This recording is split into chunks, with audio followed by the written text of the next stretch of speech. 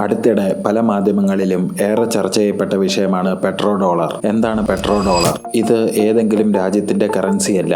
എണ്ണ കയറ്റുമതി രാഷ്ട്രങ്ങൾ തങ്ങളുടെ പ്രതിഫലം ഈടാക്കുന്നത് US ഡോളറിലാണ്. അതുകൊണ്ടാണ് ഇതിന് പെട്രോ ഡോളർ എന്ന് പറയുന്നത്.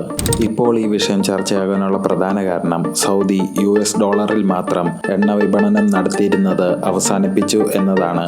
1974 ജൂൺ 8-ന് US സ്റ്റേറ്റ് സെക്രട്ടറി ഹെൻറി കിസിഞ്ചറും സൗദി പ്രിൻസും തമ്മിൽ ഒപ്പുവെച്ച ഉടമ്പടി പ്രകാരം സൗദി എണ്ണ കയറ്റുമതി ചെയ്യുന്നത് US ഡോളറിൽ മാത്രമായിരിക്കണം എന്നായിരുന്നു വ്യവസ്ഥ.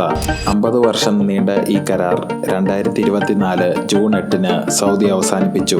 ഇതോടെ യെൻ, യുവാൻ, യൂറോ തുടങ്ങിയ കറൻസികളിൽ എണ്ണ വിപണനം നടത്താൻ സാധിക്കും. ആഗോളതലത്തിൽ US ഡോളറിന്റെ അപ്രമാദിത്വത്തിന് കാരണം പെട്രോ ഡോളറായി ഉപയോഗിച്ചതായിരുന്നു. സൗദിയെ കൂടാതെ മറ്റ് എണ്ണ ഉൽപ്പാദക രാജ്യങ്ങളും US ഡോളറിൽ തന്നെ എണ്ണ കയറ്റുമതി ആരംഭിച്ചു. ഇതോടെ അന്താരാഷ്ട്ര വാണിജ്യത്തിൽ US ഡോളറിന്റെ പങ്ക് വളരെ വലുതായി. ഇതിനാണ് ഇപ്പോൾ കോട്ടം സംഭവിച്ചിരിക്കുന്നത്. ഇത് ആഗോളതലത്തിൽ ഡോളറിന്റെ ഡിമാൻഡ് കുറയാനും അമേരിക്കയുടെ സാമ്പത്തിക മേഖലയെ ദോഷകരമായി ബാധിക്കാനും സാധ്യതയുണ്ട്. സ്വന്തമായി ഡിജിറ്റൽ കറൻസിയുള്ള രാജ്യങ്ങൾ ചേർന്ന് ഒരു എംബ്രിഡ്ജ് പ്രോജക്റ്റ് നടപ്പാക്കാനുള്ള ശ്രമത്തിലാണ്. അന്താരാഷ്ട്ര കൈമാറ്റങ്ങൾ ഡിജിറ്റൽ കറൻസി വഴി നടപ്പാക്കാനുള്ള പദ്ധതിയാണിത്. കൂടാതെ ബ്രിക്സ് രാജ്യങ്ങൾ ചേർന്ന് ബ്രിക്സ് പേ എന്ന ഡിജിറ്റൽ പ്ലാറ്റ്ഫോം നടപ്പാക്കാനും ശ്രമിച്ചു വരുന്നു.